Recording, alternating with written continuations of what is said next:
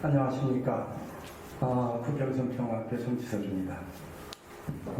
오늘 우리 서광선 선생님 일주기 자리를 이렇게 갖게 됐는데 또 이렇게 영상도 보고 그러니까 참 만감이 교차하지 않을 수가 없네요. 이 자리를 이렇게 그래도 잊지 않고 다들 바쁜 생활을 사는데 잊지 않고 이런 자리를 만들어준 우리 고향 YMC 또 YMC 또 국경선 평화학교 이충재 총장님 이렇게 해서 자리를 만드시는데 참 너무 감사합니다. 안 그랬으면 지나가고 나서 그랬나 우리 성선 선생님 또 일주기가 지났네 이렇게 하고 지나갈 뻔했는데 우리 이윤희 사무총장님 우리 정은경 이사장님 이충재 총장님 만난 자리에서 이 날을 기억하고 또 오늘 이 자리까지 이렇게 왔습니다. 이 자리에 좀 더 많은 이들이 와야 될 텐데 아마 철원이라는 이런 곳에 지리적인 좀 한계도 있었던 것 같습니다. 이제 그럼에도 불구하고 우리 서광선 선생님의 평생 또 후배면서 동지로 이렇게 사셨던 우리 한재웅 박사님께서 함께 해주시고 또 YMCA에서 또 고향 YMCA 있지만 또 연맹에서도 이렇게 오시고 또 우리 국경선 평화학교 피스메이커들이 이렇게 온 것은 참 좋습니다. 이화여대 선생님 제자들 그리고 선생님이 평생 함께 하시는 NCC 그 동지들 이런 분들도 또 왔더라면 더 참 좋았을 텐데 그런 좀 아쉬움이 있는 것은 우리가 2주년 때는 좀 더 잘 해야겠다 하는 생각을 합니다. 근데 다행히 우리 서광 선생님이 우리 한국 남북한 민족의 지도자이면서도 아시아 세계 특히 아시아에 참 큰 애정을 갖고 이렇게 지냈는데 우리 일본에서 우리 익고 스님하고 또 어머니가 참 예상 우리가 계획하진 않았지만 여기서 늘 평화를 기도하고 통일을 기도하는 일본 우리 분이 함께 하셨고 서광선 선생님을 직접적으로 모르실 거예요. 그래도 아마 이렇게 또 인연이 잘 돼서 오시고 또 필리핀에서 우리 크리스틴도 이렇게 오니까 이렇게 저렇게 그래도 구색은 갖췄다 이런 생각이 들어서 좀 마음이 또 다행이라고 생각합니다. 제가 선생님 추모사를 했다고 해서 제일 처음에는 어떻게 해야 되나 하고 있다가 선생님 얘기를 하다 보면 너무 길어질 것 같아서 제가 아침 새벽에 선생님 쭉 생각했던 거를 이렇게 글로 이렇게 정리를 해봤습니다. 제가 이 글을 읽는 것으로 추모사를 하겠습니다. 서광선 선생님 1주년 추모사. 그리고 참 우리 손주가 이렇게 와 있네. 이름이 뭐라고 했죠? 서경빈. 서경빈이 왔으니 아주 참 너무 좋습니다. 우리 서광선 선생님의 유전자가 지금 있는 이 사람이 온 거예요 여기에. 참 너무 좋습니다. 서경빈 고맙습니다. 제가 추모사 하겠습니다. 선생님께서 하늘나라로 떠나신 지 1년이 되었습니다.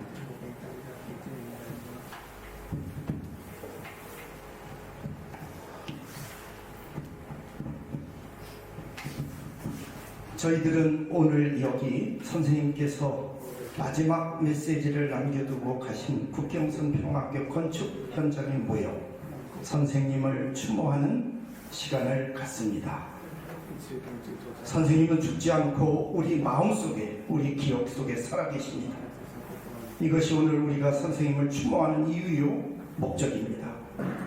우리가 선생님을 망각하는 날, 그날이 선생님이 죽은 날입니다.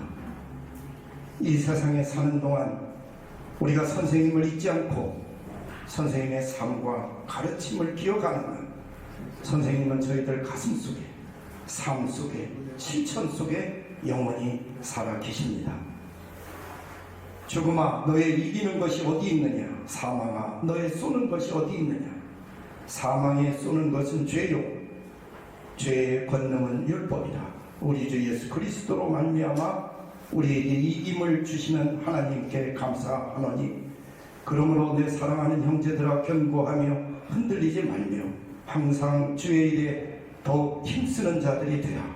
이는 너희 수고가 주 안에 헛된 줄을 아는 줄을 알미라라. 선생님은 철원 국경선 평화학교를 짓는다는 소식을 듣고 크게 기뻐하셨습니다. 그리고 건축에 필요한 기금을 위해 많은 이들에게 그 소식을 알리고 지지해 줄 것을 요청하는 영상 메시지를 보내주셨습니다. 선생님은 국경선 평화학교 석좌 교수로 학생들에게 평화의 삶과 지혜를 들려주셨습니다. 강의 내용은 피스메이커 서광선이란 소책자로 출판되어 이것을 찾는 많은 시민과 청소년들에게 읽히고 있습니다. 선생님은 철원에 오셔서 살고 싶다, 그 희망을 말씀하실 정도로 철원과 국경선 평화학교를 좋아하셨지요. 오늘 1주년 추모식을 이곳에서 갖는 이유요, 선생님이 세상 생전 마지막으로 소통을 남기신 국경선 평화학교 건축 현장, 이 자리는 그러므로 우리에게 역사적 의미가 있습니다. 이곳에서 선생님은 평화 통일의 희망을 말씀하셨고, 백두산 아랫마을 선생님의 고향 강대에 가리라, 고향 방문의 꿈을 꾸셨습니다.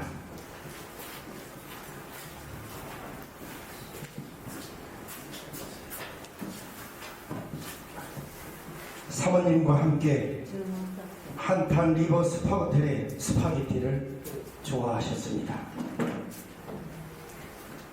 제가 선생님의 이름을 들은 것은 대학생 시절입니다. 그러나 인격적인 만남은 철원 국경선 평화학교에서부터라고 할 수 있습니다. 물론 이전에 서울 세길교회 목회 시절 1년에 한 번 선생님께서 설교자로 오셨을 때 배웠고, 크리스찬 아카데미 사회교육원에서 오재식 선생님을 모시고 일할 때 가끔 배웠고, YMCA에서 좀 더 자주 배웠습니다.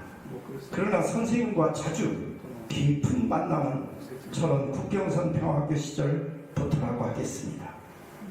2013년 3월 1일 학교 개교식에서 선생님은 축사를 해주셨지요. 제가 철원에 가는 것을 제일 축복해 주신 분이 선생님이셨습니다. 선생님은 저를 두 가지 호칭으로 부르셨습니다. 정 박사라고 부를 때는 마치 제자처럼 대하셨습니다. 문득 전화를 하셔서 정 박사 베리타스에 그려놨어 하시던 선생님. 그러나 선생님은 또 저를 목사로 부를 때는 정 목사님이라고 존칭을 하셨습니다.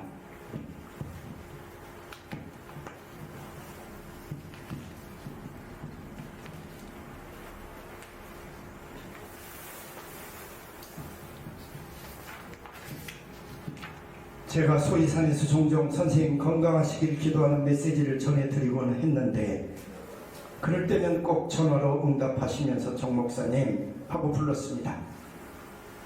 저는 선생님이 왜 그리 부를까 가끔 생각하곤 했습니다.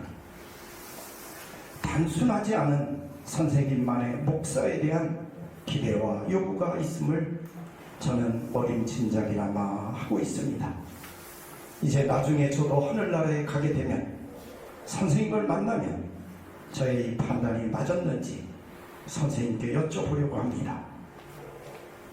수줍고 번잡한 것을 안 좋아하는 성격도 저와 선생님은 비슷한 것 같습니다. 선생님은 1931년 평북 강계에서 태어나 2022년 세상을 떠나시기까지 민족의 역사를 그 삶에 고스란히 담고 사셨습니다. 특히 20세기 고난의 민족사는 그대로 서광선의 인생사였습니다. 선생님은 민족주의자 장군의 손자임을 자랑스러워하셨지요. 그 할아버지는 반일 의병운동을 하시다가 사형을 당하셨습니다. 선생님의 아버지는 가난한 목사로 일제강점기 독립운동을 하셨습니다. 그런 까닭에 소년 서광선은 일제강점기에 민족적 자존심을 강하게 가진 그런 소년기를 보내셨습니다. 그래서 누구보다 민족 해방을 기쁘게 맞이했고 그 기억을 평생 잊지 못하셨습니다. 한국전쟁에서 아버지의 죽음을 경험합니다. 공산당을 미워하고 복수심을 가질 수밖에 없는 분이셨지만 성인이 되고 신학자가 되신 후에는 누구보다 남북한 평화통일을 위해 앞장서셨습니다. 미국 유학에서 철학과 신학을 공부한 후 박사학위를 받고 이오하이오대 교수로 가르치셨습니다. 그러나 1970년대 유신독재는 심했습니다. 학생들이 감옥으로 끌려가는 것을 선생님은 그냥 두고 볼 수 없었습니다. 민주화운동에 참여하고 해직 교수가 되셨죠. 평생 가난하게 사시다가 교수가 되어 이제 조금 안정된 중산층의 삶을 사실 수 있었지만 그분 빗속에는 장군 할아버지와 독립운동권 목사 아버지의 피가 흐르고 있었습니다. 선생님은 시대의 아픔과 순환을 피하지 않고 그 악과 맞서 싸우면서도 뒤틀리지 않으셨고 선으로 악을 이긴 역사적 삶을 사신 분입니다. 오늘 우리가 선생님을 기억하면서 배워야 할 점이라고 저는 믿습니다. 선생님은 신학자가 될 수밖에 없는 운명이었다고 저는 생각합니다. 선생님께서 국경선 평화학교 석학과의 대화, 평화의 삶을 배우다 라는 강좌에 오셔서 3박 4일간 저희들과 선생님의 인생 얘기를 들려주실 때 선생님 속에 평생 동안 2번의 존재론적 질문이 있음을 알게 되었습니다. 내가 존재하는 필연적 의미가 무엇일까? 내가 죽지 않고 살아있는 이유는 무엇인가? 첫 번째 질문은 장군 할아버지가 사형 당하신 후 그 할머니는 같이 죽자 하는 결의로 자녀들과 함께 죽었는데 그때 갓난아기였던 아버지는 서광선 선생님의 아버지는 차마 죽이지 못하고 살아 남겨두었다는 이야기입니다. 그래서 서광선 선생님도 이 세상에 존재하게 된 것이죠. 선생님은 이 이야기를 평생 잊지 못하고 계셨습니다. 2번째 질문, 내가 죽지 않고 살아있는 이유는 무엇인가? 한국 전쟁 시절 공산군으로 징집당할 수밖에 없는 순간에 군의관으로부터 넌 집으로 돌아가 해서 살게 되었다고 합니다. 같이 갔던 동생은 징집되어 끌려가 전쟁터에서 죽었다고 합니다. 선생님은 꼼짝없이 죽게 된 상황이었는데 아무런 이유도 없이 자신이 살게 된 이유를 평생 묻고 계셨습니다. 왜 나는 그때 죽지 않고 살았는가? 아무리 물어봐도 답을 찾을 수 없었다고 합니다.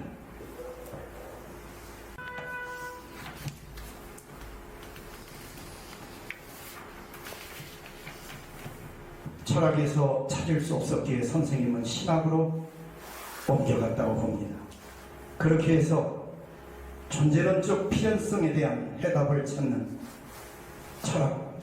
철학적 신학자 서광선 선생님이 탄생하게 된 것이라 저는 생각합니다. 어떻게, 왜, 무엇 때문에 나는 살아남았는가? 라는 질문은 신학자의 탄생을 가져오는 질문인데 20세기 지금도 살아계신 독일 신학자 위르겐 몰트만도 그런 신학자 중에 한 사람입니다. 몰트만이 2차 대전 시절 18살 독일군 병사였는데 함부르크의 영국 공군의 무차별 폭격으로 4만 명 시민들이 불타 죽고 같이 길을 걷던 친구 병사도 죽었는데 어찌하여 나는 살아있는가 하고 질문을 했다고 합니다. 하나님이 계시다면 지금 당신은 어디 계십니까? 무엇 때문에 나는 살았고 친구는 죽었습니까? 이 부조리한 현실에 대한 질문은 무신론자였던 몰트만, 수학자, 물리학자가 되려 했던 몰트만을 신학자가 되게 했다고 합니다. 그리고 20세기 후반기 신학의 흐름을 바꿔놓는 희망의 신학, 종말론의 신학이 탄생합니다.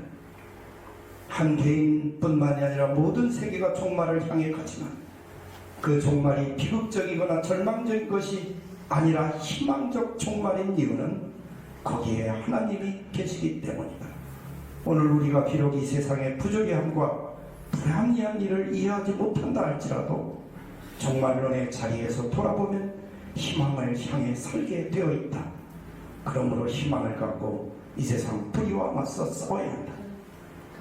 1964년 출판된 몰트만의 희망의 신학은 책상 위의 신학에서 행동하고 참여하는 희망의 신학으로 영향을 미쳤는데 선생님도 아마 이 책을 읽으셨을 것이고 몰트만의 이 살아남음의 경험은 서광선 선생님의 경험과 유사한 것이라 생각합니다.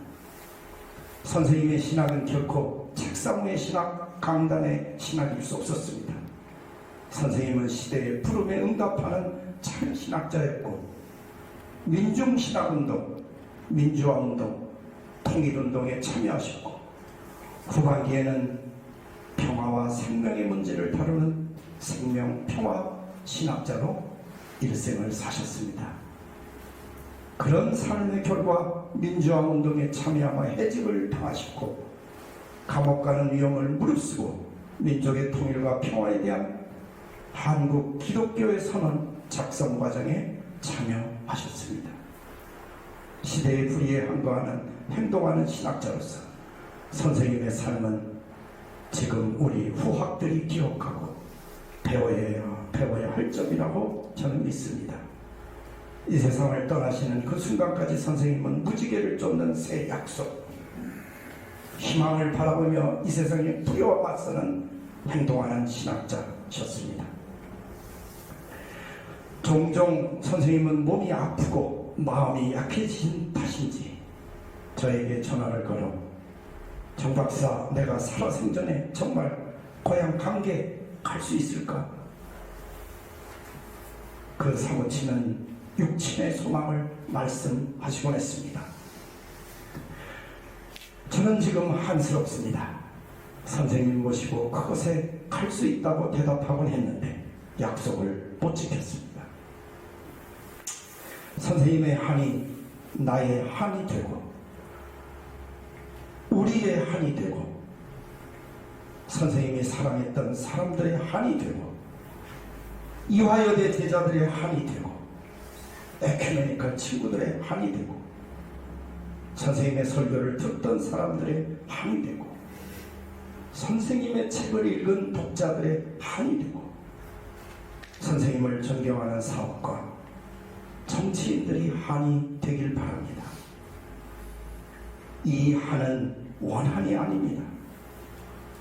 민족 사랑의 한, 결심하는 한, 희망의 한입니다. 그래서 하늘 아버지 하느님이 우리 8천만 남북한 민족의 한을 풀어주시기를 기도합니다. 멀지 않은 그날 우리는 백두산 아래 선생님 고향 마을을 찾아갈 것입니다. 우리 안에 살아계신 선생님과 함께 감사합니다.